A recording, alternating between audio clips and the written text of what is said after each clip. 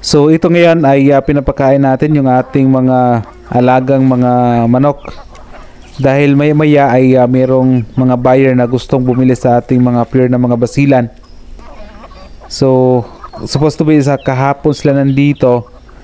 Kaso wala ako dito kasi meron po tayong mga trabaho. So ngayon ay naglaan talaga ako ng panahon dahil merong gustong bumili sa ating mga basilan. So yung mga buyer ay tinatanong ko sila kung ano po ba yung gawin nila sa manok, kung pangkatay ba or for breeding materials. So sabi nila is for breeding yung gusto nilang bilhin. So of course naman bibigyan ko naman sila ng isang quality na manok. So quality na basilan ito dahil una ang ibinta ko sa kanila is yun po yung pure na basilan, and itong result na ito yung ibinta natin sa kanila, yung mga 2 months old mahigit, ay hindi po ito inbreeding, kaya quality po ito sila. Kasi nga sa iba ako bumili ng mga inahin na mga manok sa ibang farm, at yung roster ko naman dito na basilan ay sa ibang farm din po ako kumukuha. So walang inbreeding tayo dito sa ating mga manok, kaya quality po itong ibibigay po natin sa buyer ngayon, or ibibinta pala, dahil nga for breeding materials yung kanilang gusto. So ang binta ko nila sa kanila dito sa ating mga basilan ay 250 per kilo. Samantalang yung roaster ay ibibinta po natin bawat isa nito ay nasa 850, kasi kung itimbang kasi itong mga roaster natin na basilan ay malugi po tayo dito sa 250 per kilo. So per head yung binta ko ng aking basilan na roaster ay 850 bawat isa. So siya na yung bahalang pumili dito sa ating mga roaster. Then yung sa mga 2 months old mahigit na mga manok, so yun nga ay 250 per kilo yung binta ko dito. So sa 250 per kilo ay hindi na po tayo lugi sa 250 per kilo. So ganitong kilo ay mataas na po yan. A few moments later. So sa pagtimbang po namin ay nilagay na lang po sa eco bag dahil hindi po namin sila tinatalian yung mga manok. So ito ay nalipat na sa kanilang dinadala na lagayan para sa mga manok. So bali 7 lahat yan ang mga 2 months old na manok. 2 months old mahigit, running for 3 months ito ng mga manok na mga pure na mga basilan.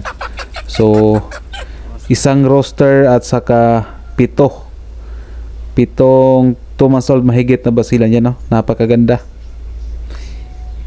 So hindi ko sana yan ibibinta, kaso as a vlogger is gusto din po natin na makapag-share ng mga quality ng ating mga pure na mga basilan. So yan, 2 months old. Kana ba? Kana. Okay, basila na siya sira. Kana. Oh, kana. Kaya lang.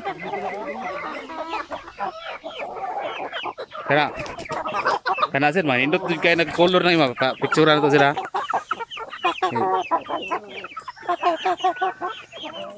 Kana sir, mga di na ginakamahaya ng unuka. Kana lang, Sarap po isa. So nagdagdag pa sila ng another 4 na mga 2 months old mahigit na mga pure na mga basilan. So nilagay na lang sa eco bag yung pagtimbang para mas mapadali. So bawat isa mga almost 1 kilo, kasi nasa mga 3/4 and a half yung 4 na mga 2 months old na mga basilan natin, So yun nga, 250 per kilo yung bigay natin sa kanila. So ito yung example ng isang 2 months old mahigit ng isang pure basilan. Tingnan nyo, napakaganda, pag materialis talaga ito ng mga manok. At ito pa isa, yung roaster na ito ay hindi ko na siya pinatimbang, kasi pag itimbang natin malugi na tayo. So binibigay ko ito ng 850 bawat isa. So yan yung napili nila na roaster. Kabulo, okay ra, 1,000 budget niyo. Kaya listang ikaw manok. Kay mailang sa may manok nimo dito day. Kailangan mga Bisaya din. Lugay mo Tangan mga igod. lugay mo gud mutubo sir. Tangan ba? Kani makita gini mo sa iyang ulo nga burag dinosaur na ba nga gagpiso pa lang sila. Kana pure gina siya sir kay Pure ni. pure na ang lahi ra gid ang basilan sa Siamo sa Asel. Bisa nila kay pang ano, pangaon sa ilang mga balibo.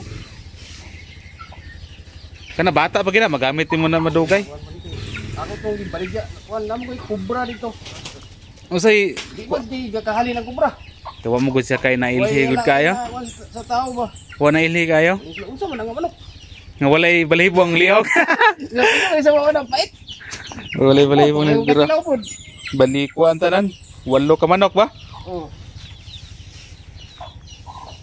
Layo gid ni area. Oh. Gid makita. Kung nay mo kuha dito sa inyo sir nga mga unsa kung dinaghan, pwede ra isakyan na namo nya mo tawag lang ko sa imo.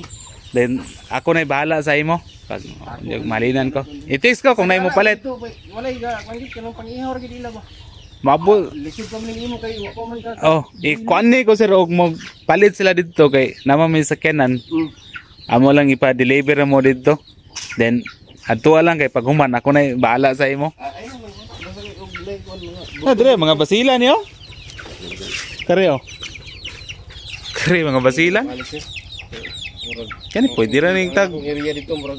Pwede ra ning tag 100 pero di pa na to mabalaan sir kung sa kabulan di pa na to mabalag asay laki asay bayi ani. Kita na nimo maklaro na nimo. Ka mo kabalom siguro. Kani oh. Nakita naman to rin Ako katong sa imong vlog bitaw nga katong sa bukid. nga kay kuan diri darag. Ang darag Ako aga nakakuha na ka. ang darag kakaming pa kong darag magbuhay ra. order na ka? Oh. Ga-inquire po ko kuan. Kay ang darag sir, layo kay sir, ginala mag-shape ka.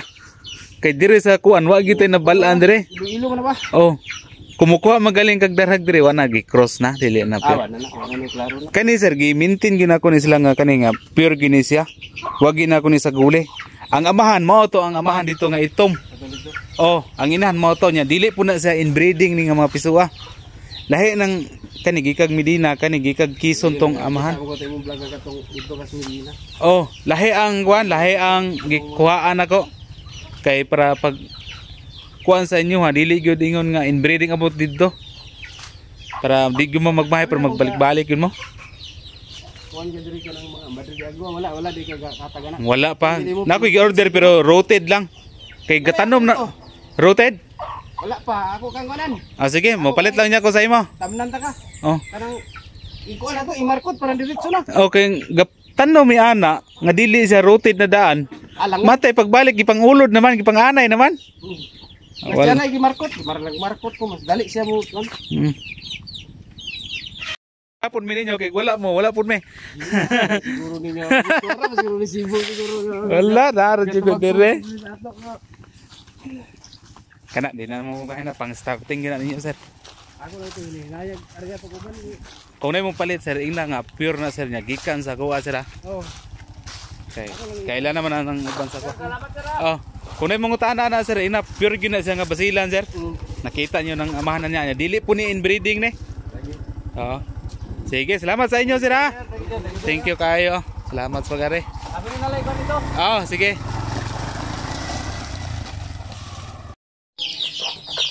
So yun na nga ay nakalis na po yung buyer and yung sabi niya ay gusto niyang bumili nito sa ating mga sampi na mga sisiw. So 10 lang daw yung bibili niya dito. So pag umabot na ito ng ng 1 month, pipili tayo dito ng pinaka maganda na sisiw para sa ating mga buyer na gustong bumili ng mga sisiw na sampin.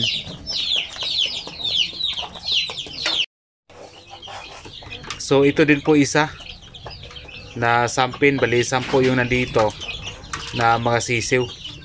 So yun nga po yung kulay ng mga sisiw na sampin. So babalik daw siya dito at gusto niyang bumili nitong mga sisiw natin, no? Maybe next week o sa mga susunod na mga linggo. So siya nang bahala dito pumili kung alin po yung gusto niya dito sa mga sampi ng mga sisiw. So ang ganito kasi ng ng edad ng mga sisiw na walang inahin ay hindi pa kasi siguro ito mabuhay. So kailangan pag bibili kasi siya ng ganito, dapat merong mga nilagay ka na pailaw. Kapag wala, so mataas yung mortality rate nito kapag wala ka pang ilaw. So babalikan na lang niya na tama-tama na yung mga sisiw na ito ay kaya na po nilang mabuhay ng kahit walang inahing manok o kaya kahit walang pailaw. So yun siguro yung gusto ng ating buyer, no. Ayan. Doon sa kabila meron din akong sample, nakita nyo naman kanina. Siya nang bahala pumili dito sa mga sisiw. Sample lang daw yung kunin niya.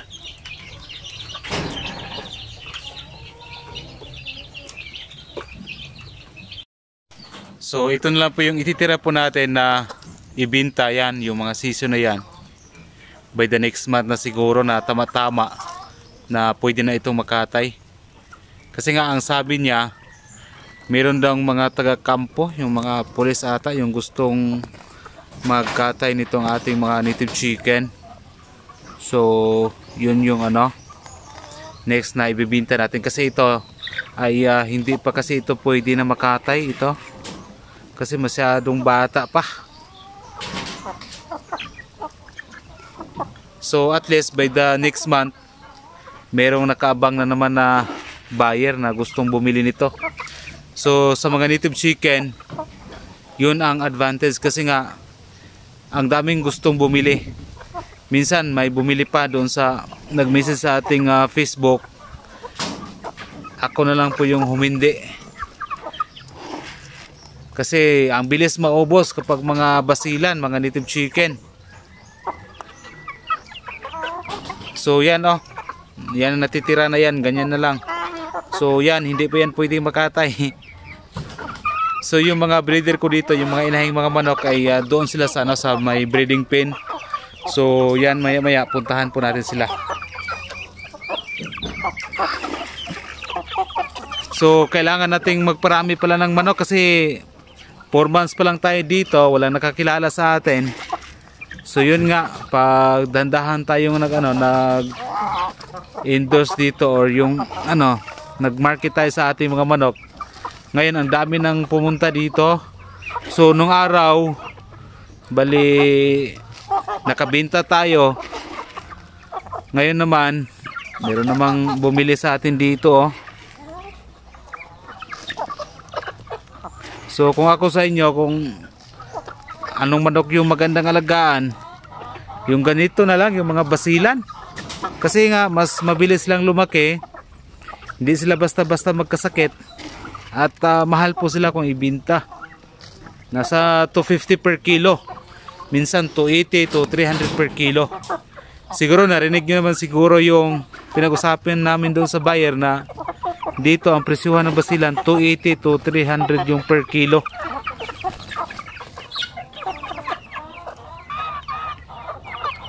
So ito para next month na naman ito, yung iba. So ang bilis maubos.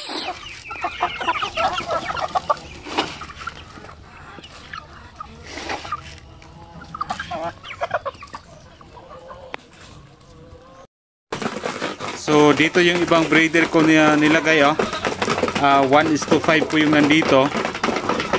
So sana marami silang itlog na maibigay para marami tayong mga manok na may binta. So hindi ko akalain na mag 4 months mahigit lang ho tayo dito, pero ang dami pong pumunta na dito sa ating manukan para bumili. So yan. So yun nga, pinainom natin ng Egg 1000 at saka ngayong hapon Vitamin Pro para marami silang itlog na maibigay po sa atin. Kasi ang daming gustong bumili po talaga. Sayang yung mga panahon na daming bumili po sa atin. Samantalang yung iba namumroblema kung paano i-dispose yung kanilang mga manok. Sa atin, tayo na lang yung humindi doon sa ating ibang mga buyer. Dahil nga ubos agad yung ating mga native chicken. So yan, mga basilan po yan.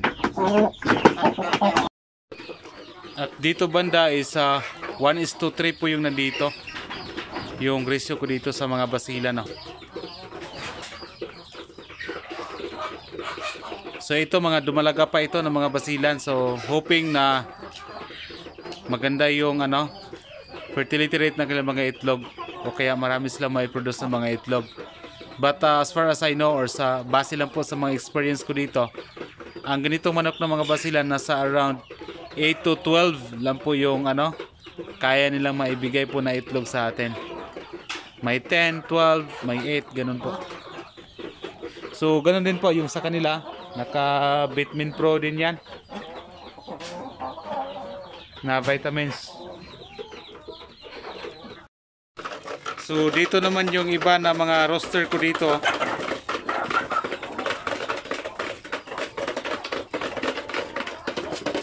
Yung mga sampin po na nandito din po. So 6 na sampin po dito. Inahin na mga sampin, at saka 2 roster yung ginagamit ko.